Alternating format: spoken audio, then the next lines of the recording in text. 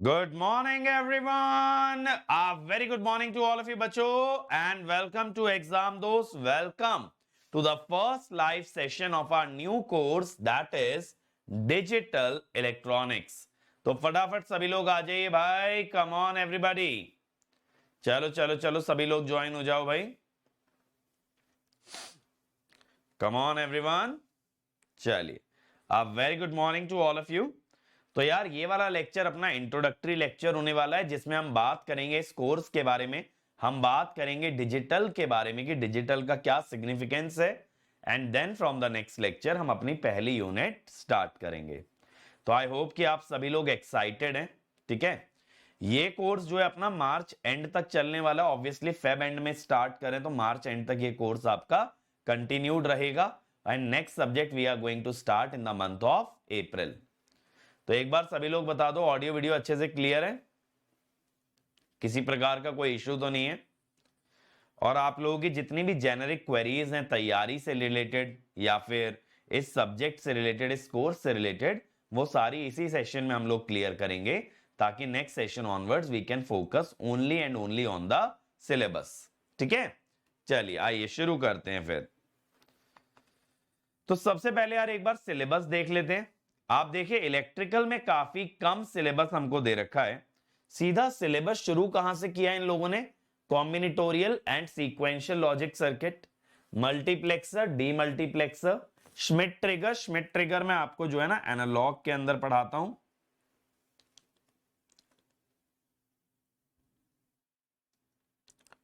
Sample and hold circuit, ADC and DAC. ठीक है. करण भाई अभी नहीं, ये चीज ग्रुप पे डिस्कस कर लेना. अभी डिजिटल की क्लास में ईएमएफटी का डाउट नहीं. हाँ सुनो, तो ये श्मिट ट्रिगर मैं आपको एनालॉग में कराता हूं, डिजिटल में नहीं. Sample and hold circuit, ADC and DAC. तो इलेक्ट्रिकल के अंदर सिलेबस काफी कम लिखा हुआ है. प्लस इन्होंने क्या किया है, इलेक्ट्रिकल के अंदर जो भी बेसिक्स हैं, बेसिक्स को डिलीट कर रखा है. बट आप ये समझिए, ये जो चैप्टर लिखा है ना, कॉम्बिनेटोरियल और सीक्वेंशियल लॉजिक सर्किट, ये चैप्टर बिना बेसिक के तो बनेगा नहीं. तो बेसिक तो एनीवेज आपको तैयार करने ही पड़ेंगे. आप ये नहीं सोच सकते हो कि स्टार्टिंग के फ्यू चैप्टर्स यहां पे गिवन नहीं है तो सर उनको स्किप करने से भी बात बन जाएगी. बात नहीं बनेगी. ठीक है. उन चैप्टर्स को अपने को कवर करना पड़ेगा. अगर ईसी में आते हैं, देखिए सबसे पहले नंबर सिस्टम आ गया आपका. यहां पे ये नंबर सिस्टम आ गया. फिर देखिए कॉम्बिनेशनल सर्किट आ गया. बूलियन अलजेब्रा लिख दिए इसके अंदर. इसके अंदर के मैप लिख दिए, लॉजिक गेट लिख दिए, और ये देखिए उनका सीमॉस इंप्लीमेंटेशन भी. तो यानी लॉजिक फैमिली पूरी तरह से गायब नहीं है, सीमॉस इंप्लीमेंटेशन इंक्लूडेड है. फिर एरिथमेटिक सर्किट आ गए, यानी एडर सब्ट्रैक्टर, कोड कन्वर्टर आ गए, मक्स और डिकोडर आ गया. तो यहां तक पूरा आपका कॉम्बिनेशनल चल रहा है. और इसके अंदर इसने बेसिक टॉपिक्स भी इंक्लूड कर लिए. देखो जैसे बूलियन अलजेब्रा, के मैप और लॉजिक गेट, ये तीन आपके बिल्डिंग ब्लॉक्स होते हैं when we talk about digital logic. एक तो बूलियन अलजेब्रा, एक के मैप, एक लॉजिक गेट, वो तीनों इसने कॉम्बिनेशनल में लिख दिए. फिर देखो सीक्वेंशियल का सिलेबस पूरा ओपन करके दिखाया है. सीक्वेंशियल में लैचेस है, फ्लिप फ्लॉप है, काउंटर है, शिफ्ट रजिस्टर है. ठीक है. एफएसएम है, propagation delay, setup time, hold time, critical path delay. तो ये पूरा सीक्वेंशियल आ गया. ठीक है. अब इसके बाद डेटा कन्वर्टर, इसमें आपका एडीसी डीएसी आ गया. सेमीकंडक्टर मेमोरी आ गया. यहां पे देखो रोम, एसरैम, डीरैम. और ये वाला पार्ट आपका कंप्यूटर ऑर्गेनाइजेशन, ये बाद में कराया जाएगा, ये दूसरे फैकल्टी लेंगे. कंप्यूटर ऑर्गेनाइजेशन को एज अ सेपरेट टॉपिक हम लोग डील करेंगे. ठीक है. इसको एज अ सेपरेट टॉपिक आपको कवर कराया जाएगा. अगर इंस्ट्रूमेंटेशन की तरफ आता हूं तो देखो कॉम्बिनेशनल और मिनिमाइजेशन तो इसने दे दिया. यहां पे देखो लॉजिक फैमिली आ गया, ये टॉपिक आ गया पूरा लॉजिक फैमिली. ठीक है. तो लॉजिक फैमिली ईसी के अंदर भी है, बस सीमॉस है, लेकिन आईएन के अंदर पूरी तरह से आ रहा है. Arithmetic circuit, comparator, Schmidt trigger, multi vibrator. तो ये जो श्मिट ट्रिगर और मल्टी वाइब्रेटर है बेटा, ये चीज हम लोग करेंगे कहां पे, एनालॉग के अंदर। फिर सीक्वेंशियल सर्किट में आ रहा है flip flop, shift register, timer, sample hold, multiplexer, analog to digital converter, digital to analog converter, characteristics of ADC DAC और नंबर सिस्टम। ये वाला पार्ट आपका पूरा डिजिटल हो गया। अब इसके बाद देखो इसमें एक्स्ट्रा क्या आ रहा है, माइक्रो प्रोसेसर वाला पार्ट। ये हम लोग अलग से करेंगे, माइक्रो प्रोसेसर आईएन वाले बच्चों के लिए। जो भी बच्चा आईएन से पेपर देना चाहते हैं ना, उनके लिए प्रयास बैच में ये चीज कराई जाएगी। तो माइक्रो प्रोसेसर ना इलेक्ट्रिकल में है ना ईसी में। ईसी में एक तरह से आप कह सकते हो आ जाएगा कंप्यूटर ऑर्गेनाइजेशन का पार्ट बन के, ठीक है, लेकिन इलेक्ट्रिकल में नहीं आएगा, और इंस्ट्रूमेंटेशन में तो ये पूरी तरह से इंक्लूडेड है। तो अब देखो यार, अगर हम लोग बात करें कि सिलेबस का हमारा फ्लो कैसा रहने वाला है,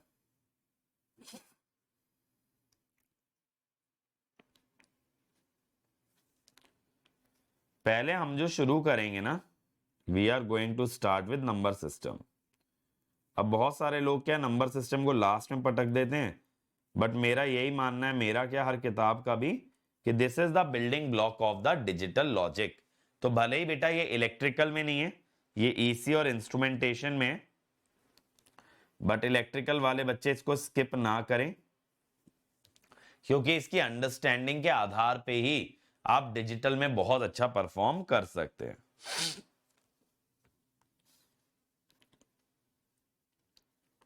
then we will move to logic gates, ये सभी ब्रांचेस में है। फिर बूलियन अलजेब्रा। तो आप ये समझो शुरू के जो 4 टॉपिक्स है ना आपके, ये बेसिकली आप डिजिटल सर्किट पढ़ने की तैयारी कर रहे हो। और फिर इसके बाद के मैप। जैसे आप देखो यार, अगर मान लो आपको एनालॉग पढ़ना है, एनालॉग पढ़ने के लिए आपको सर्किट सॉल्विंग टेक्निक आनी चाहिए, नहीं तो आप ये कह लो आपको बेसिक चीजें पता होनी चाहिए, जैसे ओम्स लॉ हो गया, केसीएल हो गया, केवीएल हो गया, ठीक है, आपको सर्किट एलिमेंट पता होने चाहिए, रेजिस्टेंस हो गया, इंडक्टर हो गया, कैपेसिटर हो गया, ये सारे बिल्डिंग ब्लॉक्स हैं। ऐसे डिजिटल के सर्किट पढ़ने के लिए ये सारी चीजें हमें मालूम होनी चाहिए, तब हम डिजिटल के सर्किट्स को सॉल्व कर सकते हैं, एनालाइज कर सकते हैं। अब 5वें टॉपिक से देखो आपका डिजिटल सर्किट स्टार्ट होता है। तो यहां से पहला टाइप ऑफ सर्किट आता है कॉम्बिनेशनल सर्किट, ठीक है। अब इसके अंदर आप क्या क्या पढ़ोगे, एरिथमेटिक सर्किट यानी एडर सब्ट्रैक्टर, फिर आप पढ़ते हो कोड कन्वर्टर्स,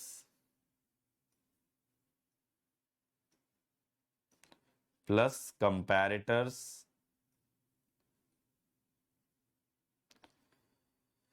फिर आप पढ़ते हो mux and demux, multiplexer and demultiplexer,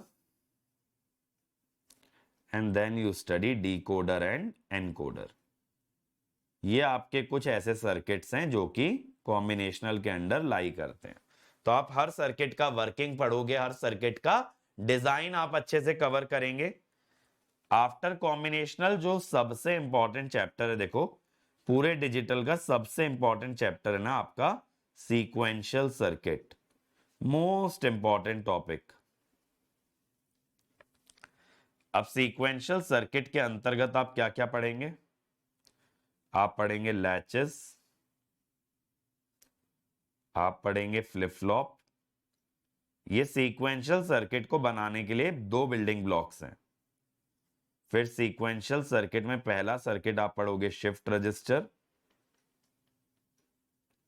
then you will study counter, counter खुद में बहुत बड़ा टॉपिक है यार, and then you will study finite state machine. फिर देखो 7 टॉपिक आएगा डेटा कन्वर्टर्स, इसमें हम करेंगे एडीसी एंड डीएसी। ये हो गया डेटा कन्वर्टर। इसके बाद we will go after semiconductor memory,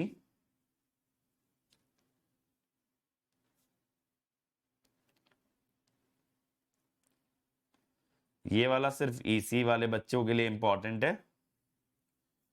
then logic family, ये वाला टॉपिक आपका ईसी प्लस इंस्ट्रूमेंटेशन। ठीक है, ये इलेक्ट्रिकल के लिए नहीं है। तो इस टाइप से आपको सिलेबस में ध्यान रखना है कि कौन से चैप्टर्स आपको करने हैं और कौन से चैप्टर्स आप लोग स्किप कर सकते हो। बट मैं ये रिकमेंड करूंगा, भले पहले चैप्टर मैंने इलेक्ट्रिकल नहीं लिखा है, फिर भी आप लोग फर्स्ट चैप्टर को अटेंड करें, ताकि आप लोगों का ना कॉन्सेप्ट अच्छा बिल्ड हो जाए। एक बार आप यूज टू हो जाओगे ना डिजिटल की टर्मिनोलॉजी से, डिजिटल के एक तरह से नंबर सिस्टम से, तो आपको आगे कन्वीनियंट लगेगा। वरना एकदम नया नया सा लगेगा, क्योंकि ये सब्जेक्ट ऐसा है ना, इसका बहुत ज्यादा रिलेशन नहीं है अदर सब्जेक्ट्स के साथ।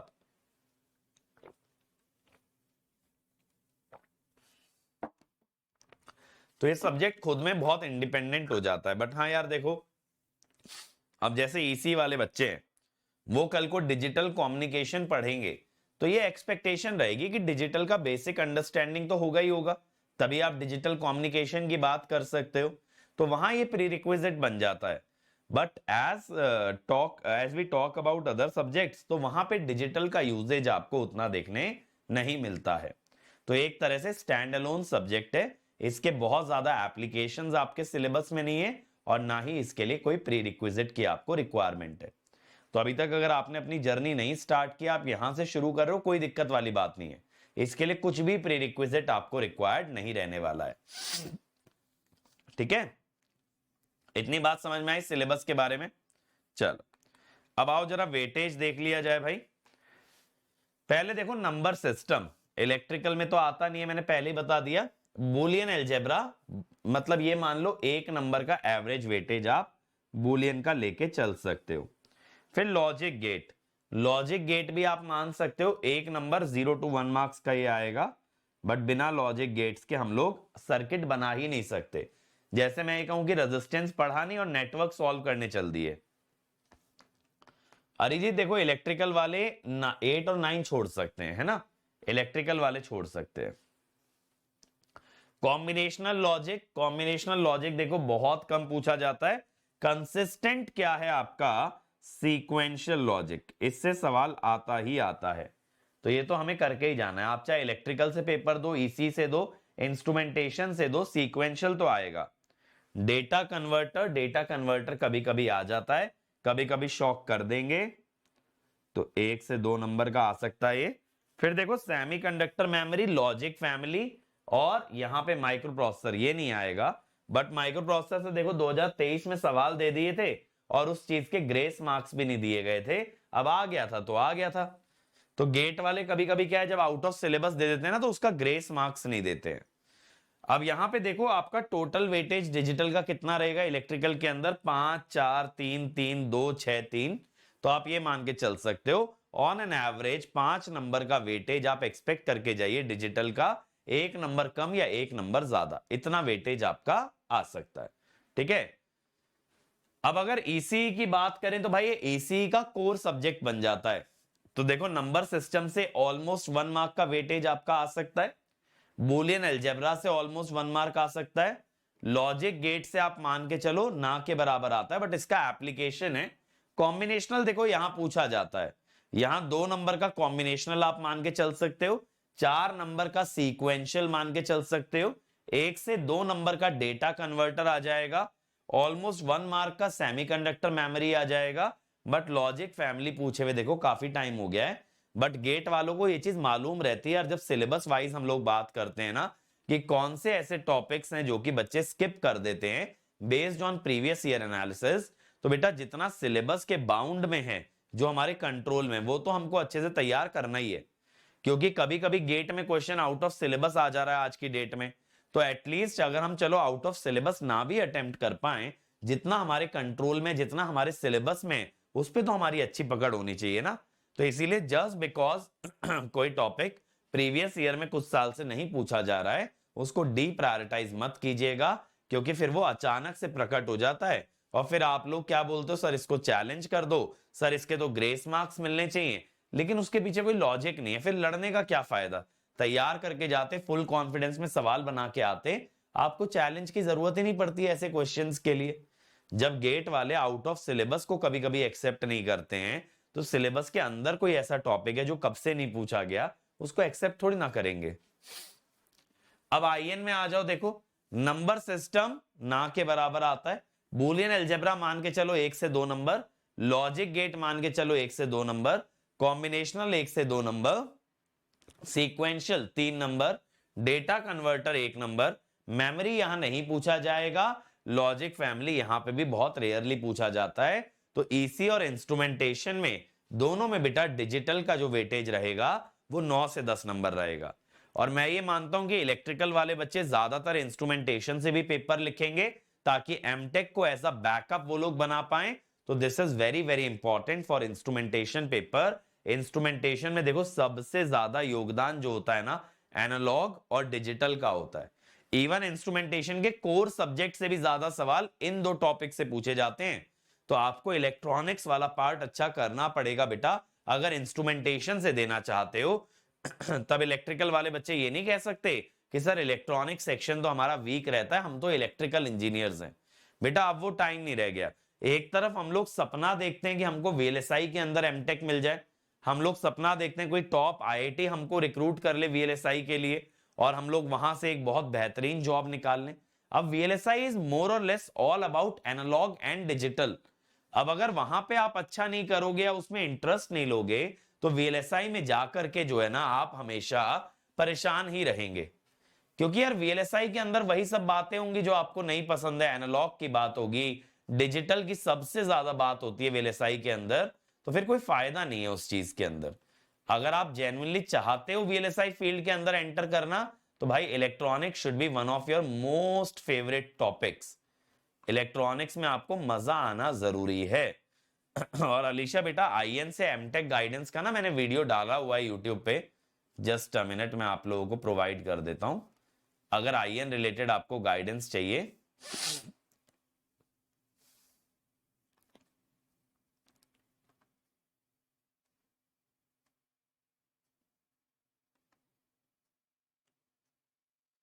हाँ जस्ट अ मिनट,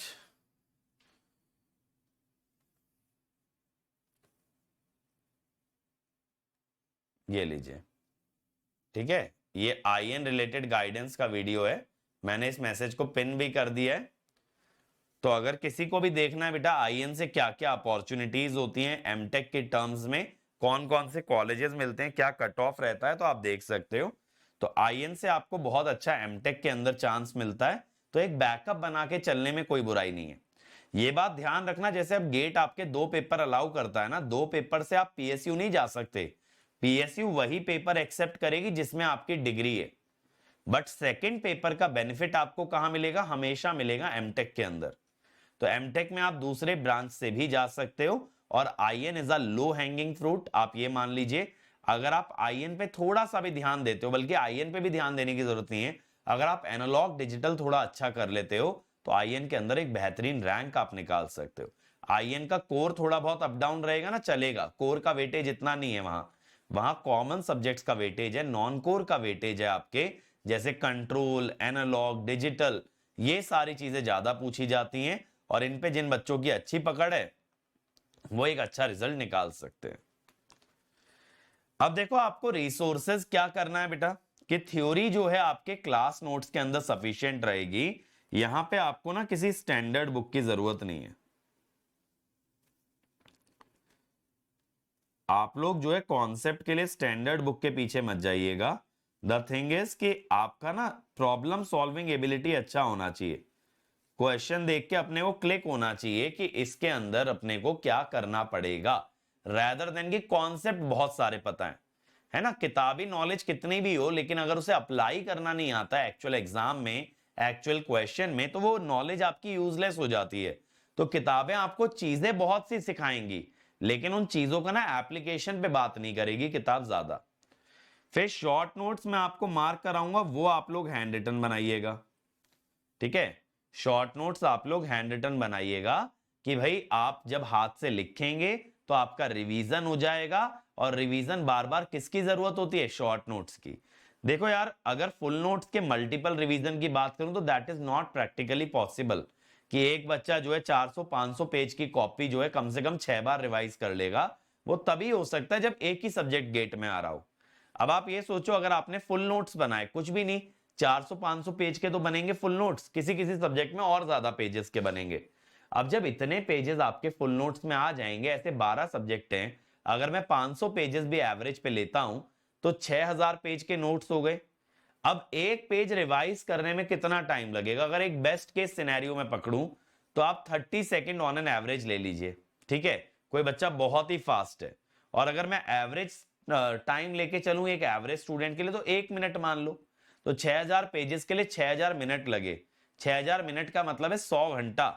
अगर एक दिन में बच्चा 5 घंटा भी पढ़ता है या 4 घंटा भी पढ़ता है तो 25 दिन तो एक रिवीजन में लग जाएंगे। 25 दिन तो एक रिवीजन में सिर्फ नोट्स पढ़ने में लग जाएंगे, जिसमें कि कोई हमने क्वेश्चन नहीं किया, कुछ नहीं किया, सिर्फ कॉपी खोल के पढ़िए। तो फुल नोट्स लगता बहुत अट्रैक्टिव है कि भाई बनाना चाहिए, सब कुछ करना चाहिए, लेकिन इतने सारे पेजेस बार बार रिवाइज नहीं हो सकते। बार बार रिवाइज हो सकता है तो सिर्फ क्या, शॉर्ट नोट्स। शॉर्ट नोट्स की जो लेंथ होती है ना, एक्चुअली आप ये मान के चलो 10 से 15% ऑफ फुल नोट्स होती है। अगर मैं 15% भी मान लूं तो 6000 पेजेस के बन गए 900 पेज। अगर फिर वही बात है, एक पेज में 1 घंटा लगता है तो 900 मिनट, 1 मिनट लगता है तो 900 मिनट, यानी 15 घंटे। 15 घंटे का मतलब है 4 से 5 दिन में या विद इन अ वीक आप रिवीजन कर सकते हैं। तो जो काम आप एक महीने में कर सकते थे वो काम आप एक हफ्ते में कर सकते हैं, तब आप 5 से 6 बार रिवीजन कर सकते हैं। आप प्रैक्टिस के लिए बेटा डेली आपको डीपीपी दिया जाएगा, वो आपको डेली प्रैक्टिस करना है। वर्कबुक आपके लिए अपलोडेड होगी, आपको वर्कबुक हर टॉपिक की बात करनी है। इसमें जो क्वेश्चन है ना, इसके अंदर हमने टॉपिक वाइज रखे हैं, चैप्टर वाइज नहीं, टॉपिक वाइज क्वेश्चंस को हमने ब्रेक किया है। तो आपका एक टॉपिक कंप्लीट होता है, आप उस टॉपिक के क्वेश्चन लगा सकते हैं।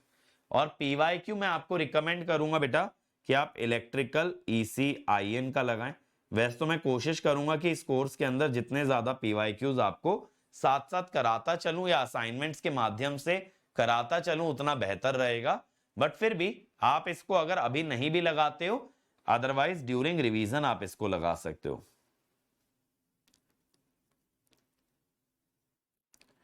तो देखो यार, एग्जाम दोस्त पे कंटेंट इतना रहेगा ना कि आपको कंटेंट की कमी तो कभी पड़ने वाली है नहीं।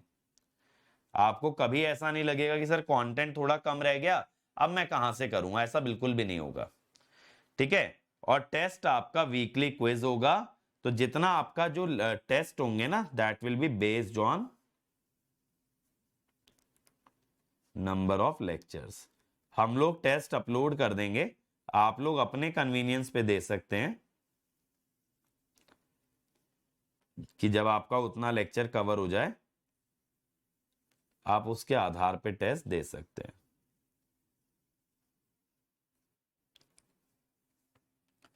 ठीक है, ये बात क्लियर है। ऐसे हो जाएगा टेस्ट जैसे लेक्चर 1 से 10 का ये टेस्ट है। अब देखो कोर्स को कैसे फॉलो करना है।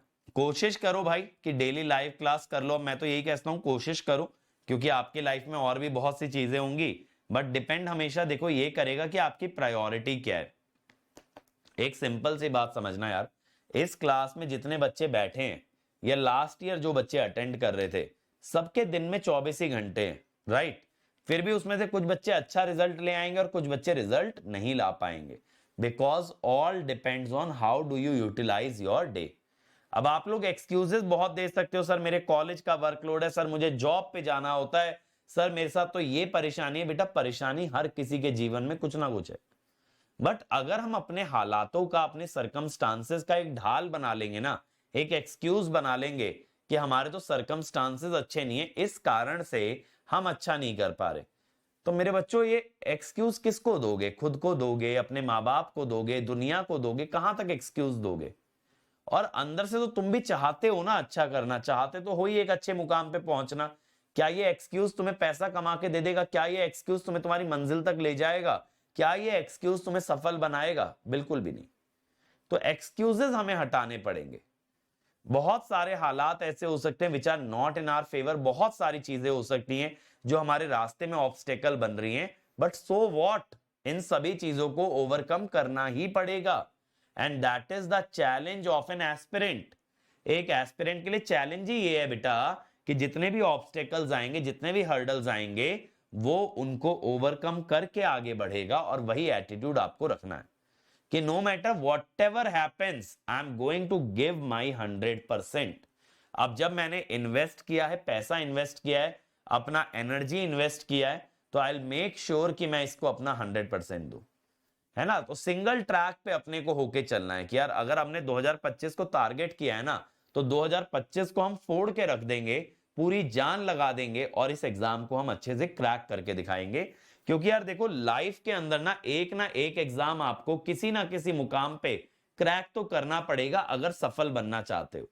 चाहे आप फिर गेट की तैयारी करें, चाहे आप इंजीनियरिंग सर्विसेज की तैयारी करें, चाहे आप एई जेई की तैयारी करें, कोई ना कोई एग्जाम तो फोड़ना पड़ेगा। और जहां बेटा एक अच्छी अपॉर्चुनिटी होगी ना, जैसे अच्छी नंबर ऑफ सीट्स होंगी, अच्छा पैसा होगा, वहां आप देखोगे लाखों बच्चा खड़ा होगा। क्योंकि किसको नहीं चाहिए लाइफ में अच्छा पैसा, किसको नहीं चाहिए सक्सेस, सबको चाहिए। तो जहां कुछ अच्छा मिल रहा होगा वहां भीड़ तो होगी होगी ना, और फिर भीड़ से लड़ते हुए ही आगे बढ़ पाओगे।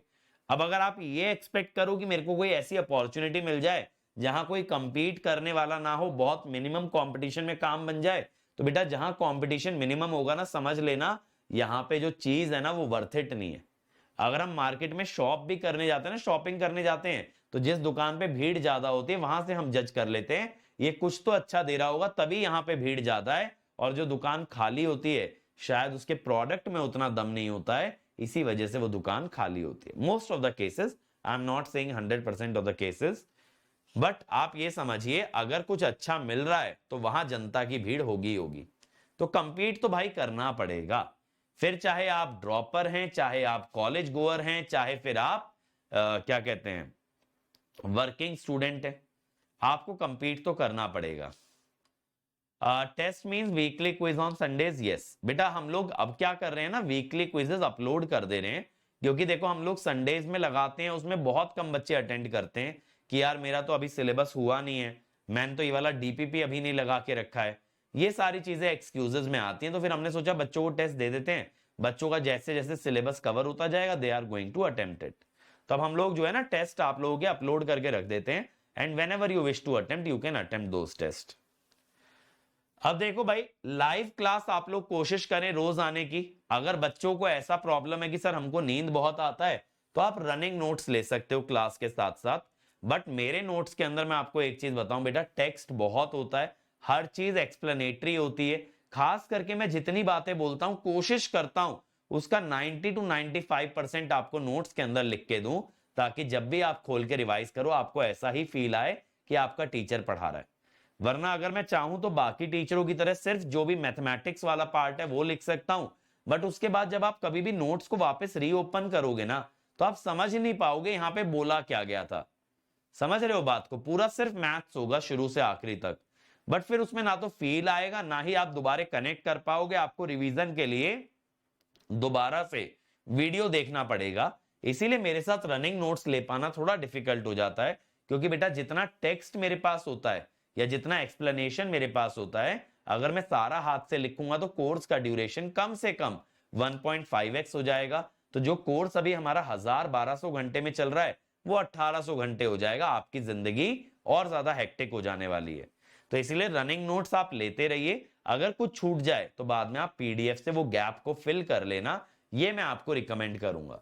और जिन बच्चों को नींद वाला इशू इतना ज्यादा नहीं है वो लोग पीडीएफ को डाउनलोड कर सकते हैं और प्रैक्टिस पे अपना ज्यादा फोकस रखें, क्योंकि भैया जितना ज्यादा प्रैक्टिस करोगे उतना ही बाकी एस्पिरेंट से आगे निकल जाओगे।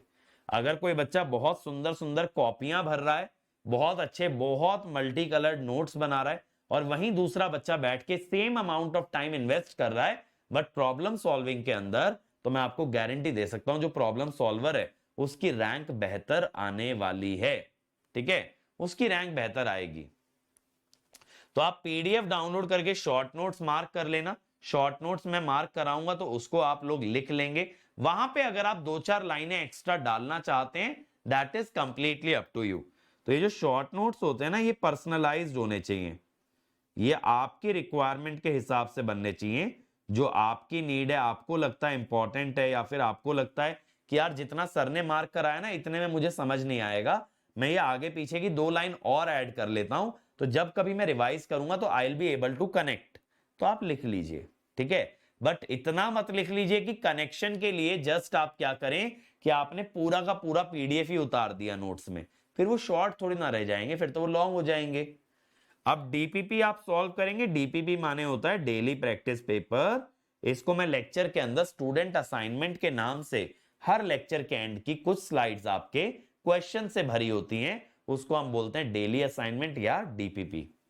और वर्कबुक आप सॉल्व कर लें, ठीक है। वर्कबुक देखो, आप अगर अभी नहीं भी सॉल्व कर पाते हो, आपको टाइम कम मिलता है, तो डीपीपी तो मस्ट है, ये तो आपको करना ही करना है, इसमें मैं रिलैक्सेशन नहीं दे सकता। लेकिन वर्कबुक आप चाहो तो वीकेंड्स पे भी कर सकते हो, अगर आपको नहीं टाइम मिल पा रहा है अभी डेली रूटीन में, कोई बात नहीं, वीकेंड्स पे कर लेना। और फिर पीवाईक्यू आप जो है अपना रिवीजन के दौरान कर लेना। तो आप क्या कर सकते हो, देखो आपके पास n नंबर ऑफ क्वेश्चंस हैं, पीवाईक्यू, वर्कबुक, डीपीपी सब मिला के n नंबर ऑफ क्वेश्चंस हैं आपके पास। अब इन n नंबर ऑफ क्वेश्चंस का यूटिलाइजेशन आप कैसे करते हैं, ये आपके ऊपर है। कुछ चीजें आपने वीकेंड में डाल दी, कुछ चीजें आपने डेली में डाल दी, कुछ चीजें आपने रिवीजन में डाल दी। एम क्या है कि फरवरी आने तक जो रिसोर्सेज हमारे पास हैं, उन रिसोर्सेज का हम इस्तेमाल कर लें। अभी से 1 साल है अपने पास, तो आप प्लानिंग ऐसा करो कि आपको डेली बेसिस पे कितना टाइम मिल पा रहा है, उसके अकॉर्डिंग इन रिसोर्सेज को डिवाइड कर लो। बट फोमो वाली फीलिंग मत रखना कि सर बाकी बच्चे तो अभी से वर्कबुक कर रहे हैं, मैं नहीं कर पा रहा तो मेरा रैंक नहीं आएगा, ऐसा कुछ भी नहीं है। Eventually everything will be decided in the month of Feb, correct. तो अगले फरवरी में डिसाइड होने वाला है, तब तक अगर आप कर लोगे तो आपको घबराने की जरूरत ही नहीं है।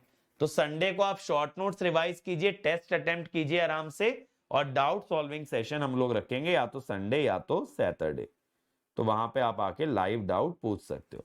प्लस आपके डाउट्स के लिए बेटा टेलीग्राम ग्रुप भी है, आप लोग अगर मोबाइल ऐप यूज करेंगे तो उसके अंदर ना बैच के अंदर ही हमने टेलीग्राम ग्रुप का आपको लिंक दे रखा है, आपके बैच के अंदर ही आपको मिल जाएगा। वहां से आप सीधे टेलीग्राम पे रीडायरेक्ट होके हमारे ग्रुप का हिस्सा बन जाएंगे, और वहां पे आप अपने रोज डाउट्स पूछ सकते हो। तो उनको अटका के मत रखना डाउट्स को कि सर मेरे 10 डाउट थे ना, मैं ना संडे के लिए रुका हुआ था कि आप सेशन लोगे तो संडे पूछ लूंगा, ऐसी गलती मत करना भाई। क्योंकि संडे को देखो एक बच्चे का 1-2 डाउट आंसर हो जाएगा, हद मार के 3 डाउट आंसर हो जाएगा, लेकिन किसी एक बच्चे के 10-10 डाउट तो नहीं ले पाएंगे, वो पॉसिबल नहीं होता है। इसी के लिए टेलीग्राम ग्रुप दे रखा है, ताकि डाउट्स में बैकलॉग ना बने, और जो ऐसे डाउट हैं जो कि मैं टेलीग्राम के माध्यम से नहीं बता सकता या बताया और आपको समझ नहीं आया, स्पेशली उन क्वेश्चंस पे हम लोग डिस्कशन लाइव कर लें। ठीक है, समझ में आ गया पूरा स्ट्रैटेजी क्या रखना है भाई आपको। चलिए तो डिजिटल स्टार्ट करें भाई, जल्दी बताओ, डिजिटल स्टार्ट करें। फिर अगर आप लोगों को पूरा फंडामेंटल क्लियर है क्या क्या चीजें आप लोगों ने करनी है भाई।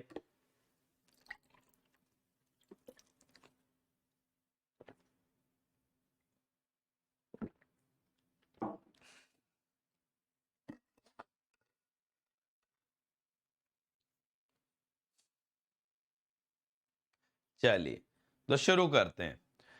तो देखो ये जो डिजिटल वर्ड है ना, ये कहां से डिराइव्ड है बेटा, it is derived from the word digit. कहां से आया ये शब्द, डिजिट से आया है। आपको दिख ही रहा है डिजिटल के अंदर डिजिट है। डिजिट का मतलब होता है एक ऐसा सिस्टम जहां सिर्फ फाइनाइट नंबर ऑफ पॉसिबिलिटी आपके पास होती हैं। जैसे अगर हम बात करें यार, जो हम लोग मैथमेटिक्स पढ़ते हैं उसमें कितनी डिजिट होती हैं, 10 डिजिट होती है ना, 0 से 9, उसे हम कहते हैं डेसिमल नंबर सिस्टम। जहां पे हमारे पास 10 डिजिट फीजिबल होती हैं या 10 डिजिट वहां पे पॉसिबल होती हैं, उसको हम कहते हैं digital number, sorry decimal number system. तो डिजिट का मतलब होता है having finite number of possibility. जैसे आप देखोगे नंबर सिस्टम के अंदर अल्फाबेट्स का भी इस्तेमाल होगा, लेकिन आप ये सोचो अल्फाबेट भी तो आपके फाइनाइट है। अगर मैं अल्फाबेट को बोलूं कि एक नंबर सिस्टम को रिप्रेजेंट करता है, तो ए से जेड तक 26 अल्फाबेट हैं, इसी के कॉम्बिनेशन से हर कोई वर्ड बनता है, करेक्ट। तो वहां पे भी फाइनाइट पॉसिबिलिटी हो गई, वहां पे भी फाइनाइट पॉसिबिलिटी हो गई। तो जहां नंबर ऑफ पॉसिबिलिटी काउंटेबल होती हैं, फाइनाइट होती हैं, that is said to be digital. और वहीं अगर एनालॉग की बात करें, एनालॉग जो वर्ड आया दैट इज एनालॉगस। एनालॉगस माने सिमिलर, किसके सिमिलर? रियल वर्ल्ड सिग्नल के। जैसे जो मैं आपसे अभी बात कर रहा हूं, जो चीजें मैं बोल रहा हूं, this is a analog signal, my speech signal is a analog signal, it is a real world signal. ये कॉन्टिन्यूअस होता है, यहां पे there can be infinite number of possibility. तो एनालॉग सिग्नल के अंदर there are infinite number of possibility, और वहीं अगर बात करें डिजिटल के अंदर there are always finite number of possibility. तो ये दोनों के अंदर बहुत बड़ा मेजर गैप आ जाता है या मेजर डिफरेंशिएटिंग फैक्टर होता है। तो अब आगे कभी अगर एनालॉग वर्ड सुनोगे तो उसके पीछे की कहानी या उसका मीनिंग भी पता होना चाहिए, और डिजिटल वर्ड अगर सुनते हो तो उसका मीनिंग भी पता होना चाहिए। डिजिटल माने डिजिट, एनालॉग माने एनालॉगस, ठीक है। अब डिजिटल क्यों पढ़े सर अगर रियल वर्ल्ड सिग्नल एनालॉग हैं? बेटा क्या होता है ना, एनालॉग के अंदर there are infinite number of possibility, और प्रैक्टिकली स्पीकिंग अगर आप एक एनालॉग सिग्नल को स्टोर करने की कोशिश करोगे ना कंप्यूटर मेमोरी में, you will need infinite amount of memory. आपको कितना चाहिए होगा? You will need infinite amount of memory. तो इसीलिए आप किस सर्किट का यूज करते हैं? डिजिटल सर्किट का। डिजिटल सर्किट के माध्यम से आपका मेमोरी रिक्वायरमेंट कम हो जाता है, क्योंकि डिजिटल में there is a finite number of possibility. तो इसीलिए एनालॉग सिग्नल्स की प्रोसेसिंग भी जो होती है ना, वो डिजिटली होती है। जैसे एज एन एग्जांपल मैं आपको देता हूं, अभी जो बातें मैं आपसे बोल रहा हूं, ये सारा सिग्नल, स्पीच सिग्नल क्या है? एनालॉग सिग्नल है। लेकिन ये सिग्नल मेरा माइक कैप्चर कर रहा है और ये कंप्यूटर तक पहुंचा रहा है। तो कंप्यूटर में तो बेटा डिजिटल पे ही काम हो सकता है। तो क्या हो रहा है कि कंप्यूटर तक पहुंचने में ये सिग्नल डिजिटाइज हो जा रहा है, ये सिग्नल डिजिटल बन जा रहा है, और फिर ये डिजिटल सिग्नल आपके कंप्यूटर, आपके मोबाइल तक पहुंच रहा है, and you are listening to it as a analog signal. तो हम प्रोसेस एनालॉग सिग्नल करते हैं अपने माइंड में, हम देते भी एनालॉग सिग्नल हैं और हम सुनते भी एनालॉग सिग्नल हैं, लेकिन बीच का सारा खेल क्या है? बीच का सारा खेल डिजिटल है। तो क्या होता है यार, एज ह्यूमंस ना, हमारी अंडरस्टैंडिंग एनालॉग सिग्नल्स की है, या हम लोग प्रोसेस करते हैं एनालॉग सिग्नल, लेकिन computers can only process digital signal. तो बीच में कन्वर्जन होता है एनालॉग से डिजिटल, जिसे एडीसी बोलते हैं, और फिर वापस डिजिटल से एनालॉग, दैट इज डीएसी। तो डिजिटल प्रोसेसिंग काफी फास्ट होती है, जैसे कि आपकी स्टोरेज कम लगेगी, स्पीड बहुत ज्यादा होगी, बहुत कन्वर्जन इजी हो जाता है, मेजरमेंट बहुत इजी हो जाता है, और डेटा की सिक्योरिटी आप बढ़ा सकते हो with the help of encryption.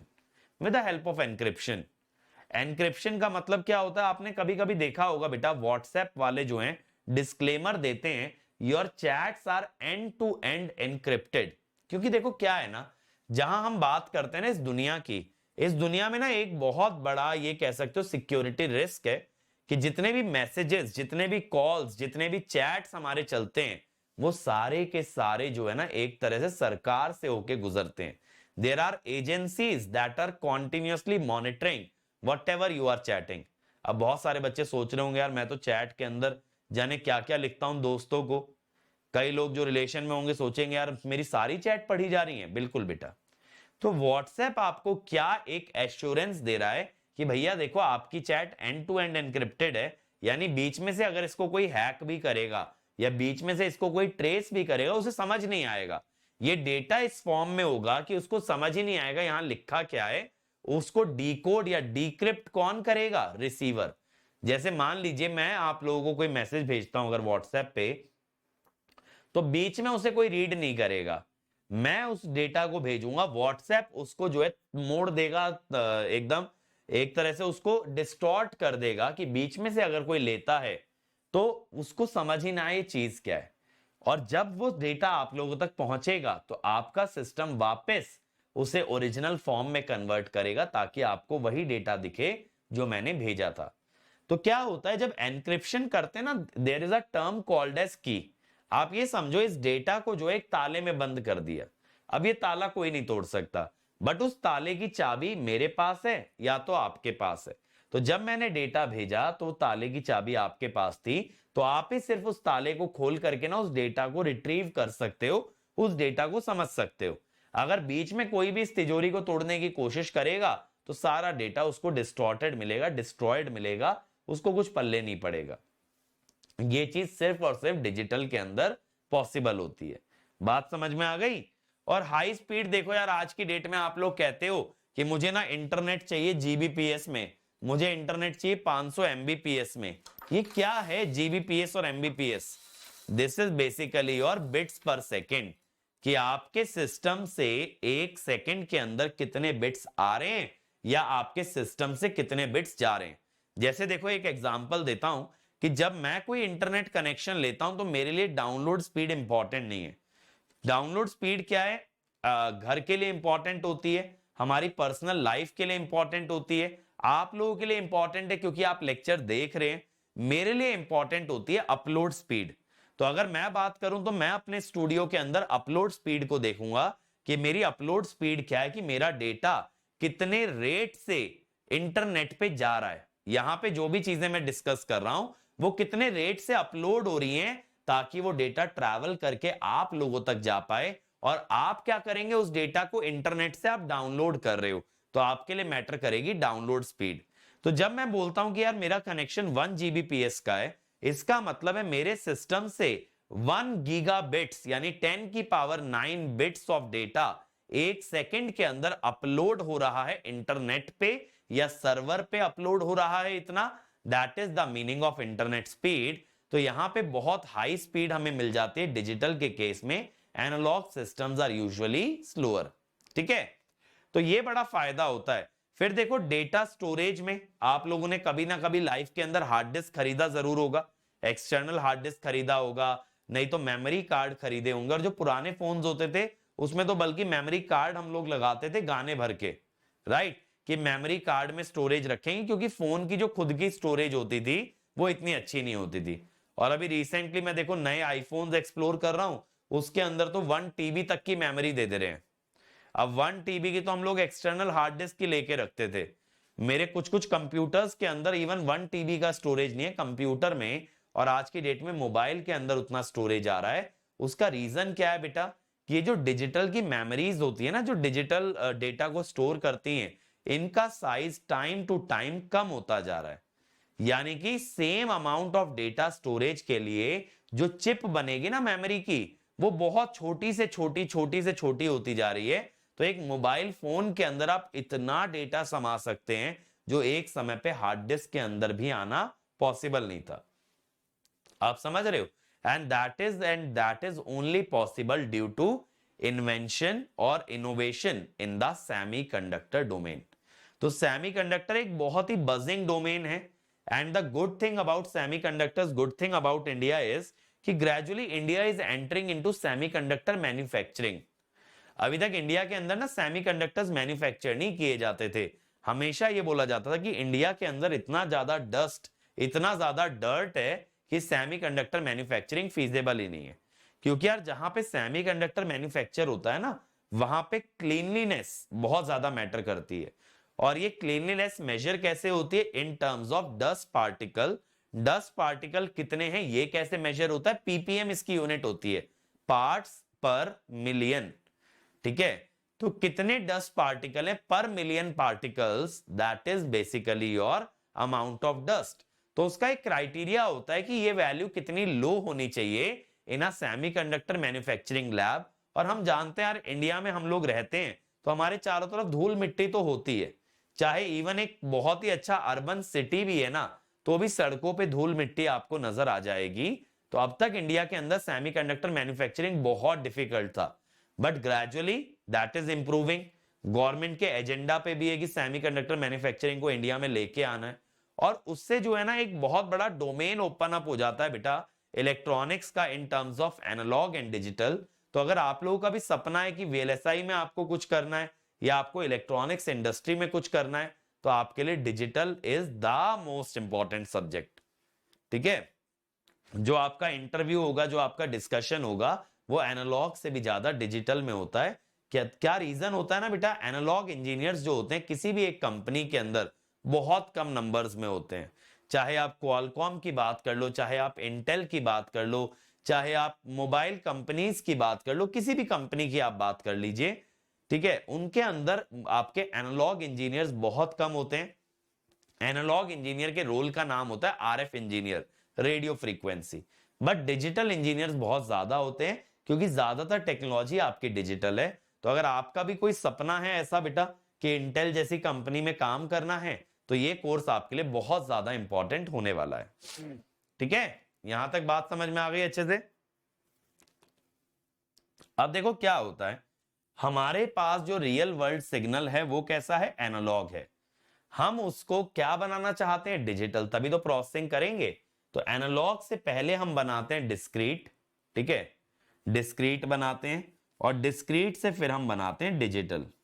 और ये जो एनालॉग से डिस्क्रीट बनाने वाला प्रोसेस है ना, ये तो आप लोग काफी हद तक सिग्नल सिस्टम के अंदर भी पढ़ते हो कि कॉन्टिन्यूअस टाइम से डिस्क्रीट टाइम कैसे जाया जाता है।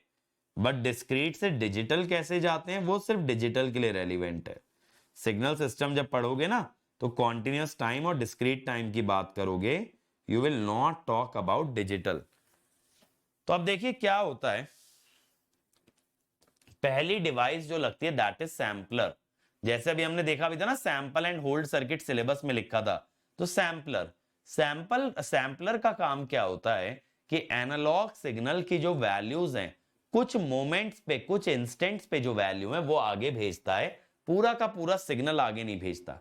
जैसे 1 1 सेकंड के गैप की वैल्यूज को आगे भेज दिया, पहले 0 सेकंड वाली वैल्यू देखी, फिर 1 सेकंड वाली वैल्यू, फिर 2 सेकंड, फिर 3 सेकंड, फिर 4 सेकंड, एक एक सेकंड के गैप पे वो वैल्यूज को कंसीडर कर रहा है, तो उसको बोलेंगे डिस्क्रीट टाइम सिग्नल। उसके बाद क्वांटाइजर क्या करेगा, it will make it digital.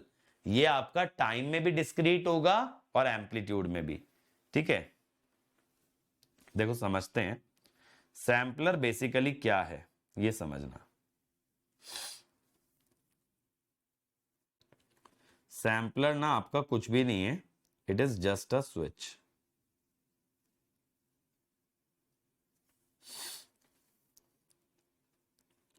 ये जैसे XT है, यहां एक डिस्क्रीट सिग्नल मिलता है,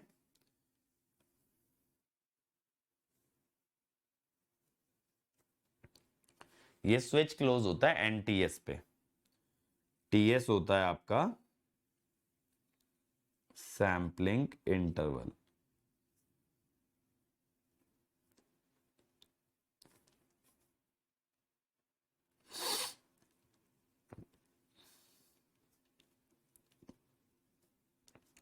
और FS है 1/TS, सैम्पलिंग फ्रीक्वेंसी। अब देखो क्या होता है, जैसे आपने कोई कॉन्टिन्यूअस टाइम सिग्नल दिया,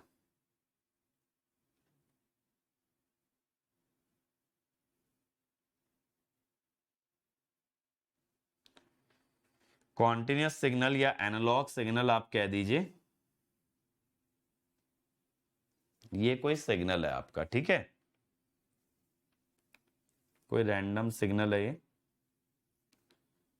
कॉन्टिन्यूअस टाइम का मतलब क्या होता है, जो टाइम एक्सेस है ना सिग्नल की, एक्स एक्सेस, ये कॉन्टिन्यूअस है, ये लगातार चल रही है। जैसे अगर मैं आपसे पूछूं भाई मुझे ये बता दो यार 0 और 1 सेकंड के बीच में कितने टाइम पॉसिबल हैं, तो आप कहोगे सर 0 से 1 सेकंड के बीच में देर आर इनफाइनाइट पॉसिबिलिटीज, ठीक है, देर आर इनफाइनाइट पॉसिबिलिटीज। तो ऐसे सिस्टम को आप कहते हो कॉन्टिन्यूअस टाइम। 0 से 1 सेकंड के बीच में इनफाइनाइट चीजें आपकी पॉसिबल हैं। अब देखो डिस्क्रीट में जब आप आते हो तो क्या होता है, यही जो सिग्नल है आप इसे लगातार कंसीडर नहीं करते हो, आप इसकी कुछ वैल्यूज को लेते हो।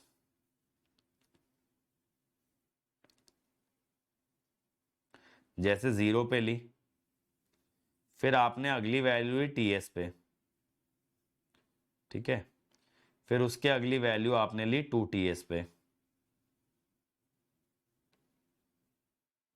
फिर 3TS पे, फिर 4TS पे, फिर 5 TS पे, फिर 6 TS पे,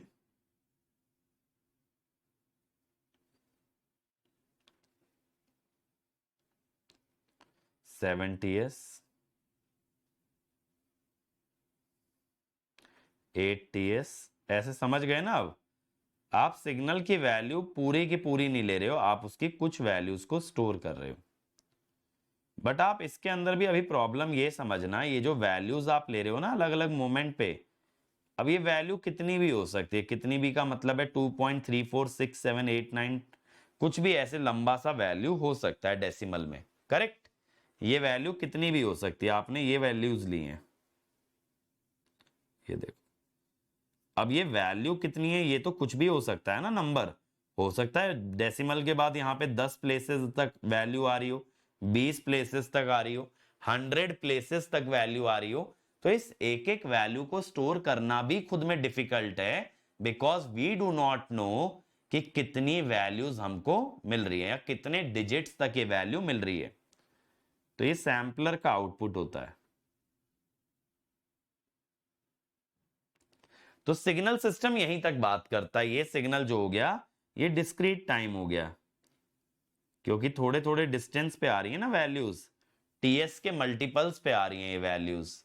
तो यहाँ पे टाइम वाला एक्सेस जो है वो आपका डिस्क्रीट होगा। एम्पलीट्यूड अभी भी कॉन्टिन्यूअस है, एम्पलीट्यूड कॉन्टिन्यूअस है।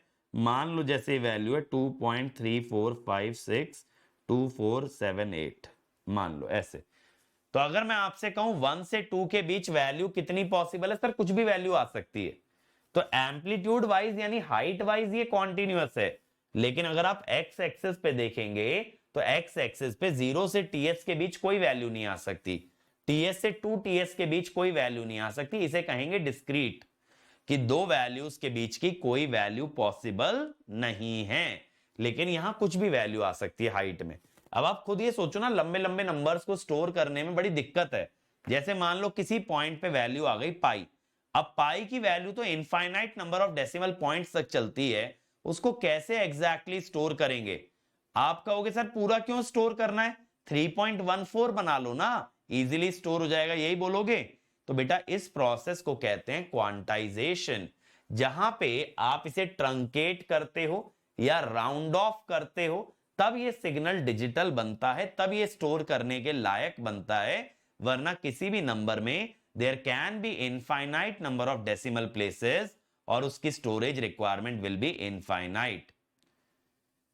भाई ये दो बच्चे हैंड रेस किए, जे गोस्वामी और ऋषभ दे, कोई बात करनी है क्या? बताओ, तब मैं ऑडियो पे लेता हूं। अब देखो क्वांटाइजेशन में क्या होता है।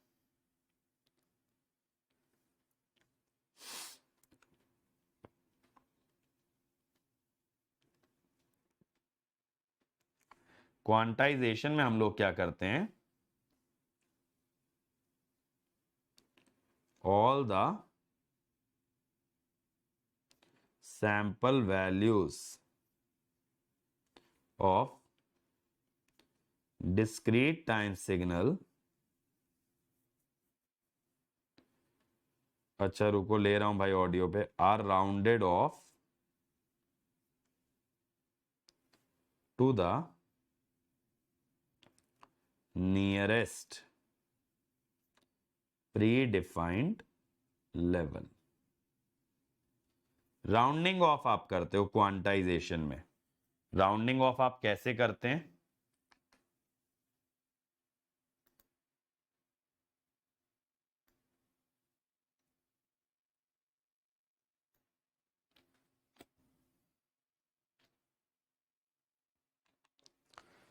जैसे मान लो भाई यहां पे ये सिग्नल आपका आ रहा है, यही आ रहा था ना डिस्क्रीट बन के।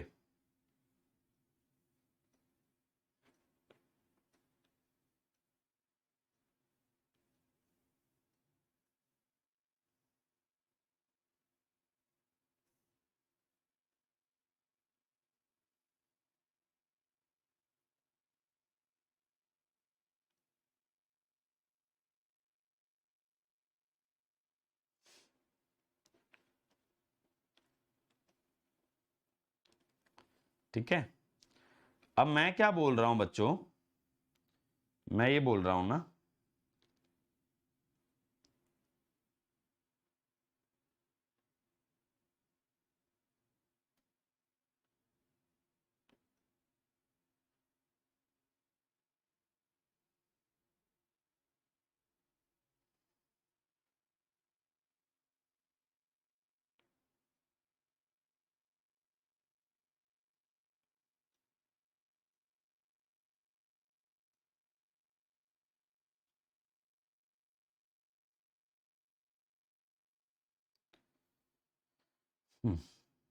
ये देखो ये आपका सैंपल्ड सिग्नल था। अब आपने क्या किया, अब आपने ना सबसे पहले काम ये किया, आपने लेवल्स डिफाइन कर दिए। लेवल्स कैसे, देखो ये 0 लेवल, फिर इससे थोड़ा थोड़ा ऊपर आपने बोला जो मेरी वैल्यू आ सकती है ना वो इन्हीं लेवल्स पे आ सकती है, इसके अलावा मुझे कोई वैल्यू मंजूर नहीं है, ऐसा आपने बोल दिया। जैसे एज एन एग्जांपल आपने बोल दिया कि भाई 2 डेसिमल तक राउंड ऑफ कर दो। अब 2 डेसिमल का मतलब है जो भी वैल्यूज आपकी चल रही है ना 0.01 के मल्टीपल में चल रही हैं, क्योंकि 2 डेसिमल में मिनिमम वैल्यू क्या होती है, 0.01 ही तो होती है। तो ऐसे आपने लेवल्स बता दिए कि भाई आपको राउंडिंग ऑफ करनी है ना, तो आप इन लेवल्स पे कर दीजिए। तो इस प्रोसेस को कहते हैं क्वांटाइजेशन। अगर मान लो ऐसे 10 लेवल हैं तो मेरे पास 10 ही पॉसिबिलिटीज है ना वैल्यू के लिए, 10 में से किसी ना किसी एक लेवल पे आप राउंड ऑफ करोगे, तो नंबर ऑफ लेवल बना देने से नंबर ऑफ पॉसिबिलिटीज आपकी फाइनाइट हो जाती हैं। समझ रहे हो, जो भी लेवल नियरेस्ट है आप उस लेवल पे राउंड ऑफ कर दीजिए। यानी पहले आप लोगों ने क्या किया है कि टाइम में डिस्क्रिटाइज किया है, फिर आप एम्पलीट्यूड में डिस्क्रिटाइज कर रहे हो। तो अब आप राउंड ऑफ जब करते हो बेटा, आप अब जब राउंड ऑफ करते हो ना, ये मैं हटा देता हूं, रुको, ठीक है। आप अब जब राउंड ऑफ करेंगे तो नियरेस्ट लेवल पे कीजिएगा। ये देखो जो भी लेवल आपके सबसे करीब पड़ रहा है ना वैल्यू के, उस पे आप राउंड ऑफ कर दो। दिख रहा है, हमेशा वैल्यू लेवल पे लाई नहीं कर रही होगी, लेवल से थोड़ी ऊपर नीचे भी है, कोई दिक्कत नहीं है, जो भी नियरेस्ट है आपने उस पे राउंड ऑफ किया। ये नजर आ रहा है कि वैल्यू और लेवल में थोड़ा सा गैप हो सकता है, बट आपने राउंडिंग ऑफ कर दी है। जस्ट अ मिनट, मैं आपको जूम करके दिखाता हूं। जैसे यार ये वाली वैल्यू देखो, ये वाली वैल्यू नजर आ रही है, देखो ये ग्रीन लाइन कहां तक जा रही है और डॉट जो है उससे थोड़ा सा ऊपर है। मैंने उसे राउंड ऑफ किया लेवल पे, देखो ये वाला देखो, ये ग्रीन लाइन नीचे है, डॉट थोड़ी सी ऊपर है। तो यानी आप राउंड ऑफ जब कर रहे हो नियरेस्ट लेवल पे, इस पूरे प्रोसेस को आप कहते हो क्वांटाइजेशन। तो आप एक तरह से राउंडिंग ऑफ कर रहे हो, अप्रोक्सीमेशन कर रहे हो। आप खुद ये सोचो, अप्रोक्सीमेशन ज्यादा से ज्यादा बेटर तब होगी जब ज्यादा नंबर ऑफ डेसिमल प्लेसेस तक जाओगे। यानी कि जब आप ये स्टेप साइज कम रखोगे ना, ये लेवल्स जितने करीब होंगे उतना बेहतर आप अप्रोक्सीमेशन कर सकते हैं। जैसे मान लो आपने ये लेवल कर लिए 0.5 0.5 0.5 के गैप पे। अब अगर कोई वैल्यू है 9.47, उसको आप 9.5 पे राउंड ऑफ करोगे। 9.27 है तो भी 9.5 पे राउंड ऑफ करोगे। तो 9.27 को अगर 9.5 पे राउंड ऑफ किया तो एरर आ गया ना 0.23 का, राउंडिंग ऑफ एरर। तो अगर यही लेवल आपके और छोटे होते तो राउंडिंग ऑफ एरर और कम होता। तो जितना छोटा आपका ये गैप होगा ना, इसको रेजोल्यूशन या स्टेप साइज आप बोलते हो, उतना बेहतर आपका क्वांटाइजेशन या राउंडिंग ऑफ होगा। बात समझ में आ गई, जितना छोटा ये स्टेप साइज होगा उतना बेहतर आपका राउंडिंग ऑफ देखने मिलेगा। तो इसीलिए क्वांटाइजेशन एरर कम करने के लिए डेल्टा रिड्यूस करना पड़ेगा। लेकिन डेल्टा कम करने से क्या होता है ना, आपका नॉइज मार्जिन कम हो जाता है। नॉइज मार्जिन का मतलब क्या हुआ, जैसे मान लो कोई सिग्नल है 9.27 या चलो 9.24 है, 9.24 है बेटा, अगर इसमें नॉइज आ गई थोड़ी भी और मान लो ये बन गया 9.3, अब आप इसको राउंड ऑफ किस पे कर देंगे, 9.5 पे। तो आपका जो सिग्नल 9.25 पे राउंड ऑफ होना चाहिए था वो 9.5 पे, सॉरी 9.23 था, उसका राउंडिंग ऑफ 9 पे होना चाहिए था, लेकिन थोड़ा नॉइज आने की वजह से आपने 9.5 पे राउंड ऑफ कर दिया, तो आपका सिग्नल गलत पहुंच गया, एरर आ गया ना। नहीं तो आप ऐसा समझो, जैसे देखो डेल्टा मान लो है 0.5, ठीक है, अब आपका एक्चुअल था 9.23, आपने इसको क्वांटाइज करके 9 बनाया ट्रांसमीटर पे, और ये डेटा आपने भेजा। अब ये डेटा जब ट्रांसमीटर से रिसीवर जा रहा है तो बीच में नॉइज आ गई, ये मान लो 9 से हो गया 9.26। अब रिसीवर क्या करेगा, रिसीवर देखेगा 9.26 है तो ये पक्का 9.5 पे राउंड ऑफ हुआ होगा। अब गड़बड़ हो गई ना भाई, गलत सिंबल वो समझ रहा है, समझ रहे हो, गलत सिंबल वो समझ रहा है। अब वो गलत सिंबल समझ रहा है तो गलत डेटा पहुंच गया, इसको कहते हैं नॉइज मार्जिन। तो ये लेवल जितने करीब होते जाएंगे ना, इस तरह की गलती होने के चांसेस भी बढ़ते जाएंगे, और जितने कम डिस्टेंस पे आप लेवल बनाओगे उतने ज्यादा लेवल्स आपको बनाने पड़ेंगे, तो उससे आपका मेमोरी रिक्वायरमेंट भी बढ़ता है, मेमोरी रिक्वायरमेंट भी आपका बढ़ता है। तो अगर आपका डेल्टा स्टेप साइज है तो मैक्सिमम एरर जो आप टॉलरेट कर सकते हो, ठीक है, दैट इज डेल्टा बाय 2। या क्वांटाइजेशन में मैक्सिमम एरर जो पॉसिबल है राउंडिंग ऑफ के दौरान, दैट इज डेल्टा बाय 2। कैसे, जैसे मान लो एक लेवल 9 पे एक 9.5 पे, मैक्सिमम एरर तब आएगा जब आपकी वैल्यू 9.25 है। अगर आप उसे 9 पे राउंड ऑफ करोगे तो भी एरर 0.25 का, और 9.5 पे राउंड ऑफ करोगे तो भी एरर 0.25 का। तो एरर जो मैक्सिमम आ सकता है वो स्टेप साइज बाय 2 आ सकता है। तो अगर स्टेप साइज 0.5 का है तो मैक्सिमम राउंडिंग ऑफ एरर 0.25 का बन सकता है। चमका, ये एरर डेल्टा बाय 2 कैसे होता है बताओ, ये बात क्लियर हो गई, एरर की वैल्यू डेल्टा बाय 2 कैसे है मैक्सिमम एरर की। तो ये होता है बेटा डिजिटल सिग्नल बनाने का रास्ता। तो पहले मुझे बताइए यहां तक सारी बातें क्लियर हुई, सारी बातें अच्छे से क्लियर हुई भाई।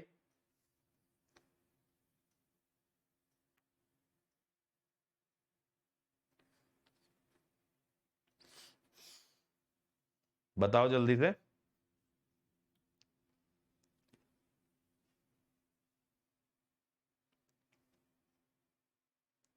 क्या नहीं समझ आ रहा विकास भाई, बताओ कौन सी बात क्लियर नहीं हो रही। ये एरर वाली जो मैं बात बता रहा हूं आपको, कि पूरा क्वांटाइजेशन ही ऊपर से उड़ गया। क्वांटाइजेशन माने राउंडिंग ऑफ है, आपने लेवल्स डिसाइड कर लिए और फिर हर वैल्यू को जो भी नियरेस्ट लेवल था उस पर राउंड ऑफ कर दिया। अब जैसे 9.23 था, अब लेवल मेरे 0.5 के गैप थे, डेल्टा रिड्यूस करने पे नॉइज का मार्जिन कम हो जाता है। जैसे देखो क्या है, यहां पे सिंबल को चेंज करने के लिए कितने नॉइज की जरूरत पड़ी, कम से कम 0.25 की। आप समझना, आपने 9.23 को 9 पे राउंड ऑफ किया था, ठीक है, 9.23 को 9 पे राउंड ऑफ आपने किया, ठीक है। अब 9 पे जब राउंड ऑफ किया, अब ये गया वायर के अंदर या वायरलेस तरीके से ये गया रिसीवर तक, वायरलेस तरीके से गया ये रिसीवर तक। अब रास्ते में कोई ना कोई इलेक्ट्रोमैग्नेटिक इंटरफेरेंस आएगा, रास्ते में कोई ना कोई नॉइज आएगा जिससे जाने वाले सिग्नल का वैल्यू बदलेगा। अब मैं कह रहा हूं वैल्यू मान लो बदल गया, नॉइज की वजह से 9.26 हो गया। अब रिसीवर कहेगा भैया ना तो 9.26 पॉसिबल है, क्योंकि रिसीवर को भी पता है 0.5 के गैप पे लेवल्स हैं, तो वो जानता है लेवल या तो 9 हो सकता है या तो 9.5 हो सकता है, 9.26 गड़बड़ आ रहा है। तो वो क्या कहेगा, 9.26 के क्लोजेस्ट लेवल है 9.5, तो वो उस पर राउंड ऑफ कर देगा। जबकि ट्रांसमीटर ने कितना भेजा था 9, रिसीवर ने कितना इंटरप्रेट किया उसको 9.5, तो गलत हो गया ना, गलत हो गया ना। जैसे आपने भेजा हो ए, बट उसे सिंबल जो है बी से रिजेंबल होता हुआ दिख रहा है, वो उसको समझ रहा है बी, क्योंकि रास्ते में डिस्टॉर्शन आ गया, रास्ते में नॉइज आ गई, तो ये तो गलत हो गई ना बात। तो ये बात अगर गलत हो गई तो देयर इज अ एरर। तो आप कितना नॉइज झेल सकते थे ये समझना, नॉइज मार्जिन माने आप कितना नॉइज झेल सकते थे। अगर यही नॉइज 0.24 होता तो ये 9.24 बनता, तो तो रिसीवर क्या कहता है 9.24 के करीबी लेवल कौन सा है 9, तो वो 9 पे ही इसको राउंड ऑफ करता रिसीवर भी। तो ट्रांसमीटर ने 9 भेजा, रिसीवर को भी 9 मिल गया। तो आप कितने तक नॉइज झेल सकते थे 0.25 तक। अगर 0.25 से ज्यादा नॉइज अगर आ गई, 0.25 से ज्यादा नॉइज अगर आ गई तो वो अगले लेवल पे राउंड ऑफ कर देगा and then it will be a mistake. तो इसीलिए आप कितना मैक्सिमम नॉइज झेल सकते हो डेल्टा बाय 2, डेल्टा 0.5 है ना, तो 0.25 तक का नॉइज आप टॉलरेट कर सकते हो डेल्टा बाय 2 का। इसीलिए मैंने बोला डेल्टा घटने से नॉइज मार्जिन घटता है। नॉइज मार्जिन माने कितना नॉइज हम टॉलरेट कर सकते हैं जिस पे रिसीवर गलती ना करे, रिसीवर सिग्नल को सही तरीके से इंटरप्रेट करे, सही तरीके से उसको समझे। बताओ बात क्लियर हुई?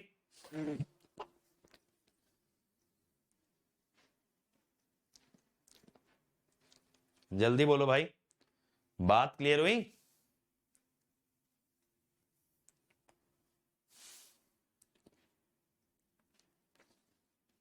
बोलो मेरे भाई।